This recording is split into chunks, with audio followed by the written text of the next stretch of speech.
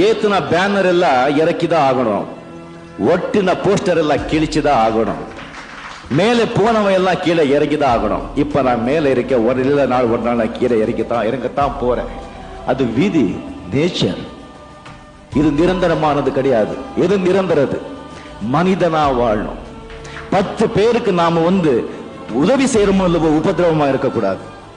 நம்ம குடும்பத்தை, நம்ம தகப்பனார்களை, நம்ம பொண்டாட்டிகை, சமுதாயத்தில் ஒருவர் நல்ல மனிதனா வாழ்ந்து போயிடணும்.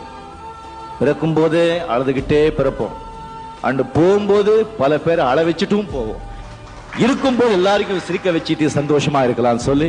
நம்ம தேசத்தோட எதிர்காலம் குழந்தைங்க கிட்டே இல்லை, அந்த குழந்தைங்களை பெற்றிருக்கிற அந்த பெற்றோர்கிட்ட தான் இருக்கு. ஸோ நீங்கள் அந்த குழந்தைகளுக்கு சாப்பாடு கொடுக்குறீங்களோ இல்லையோ, நல்ல படிப்பு கொடுக்குறீங்களோ இல்லையோ, அவங்க நல்ல மனிதனாக நல்ல அன்பை கொடுத்து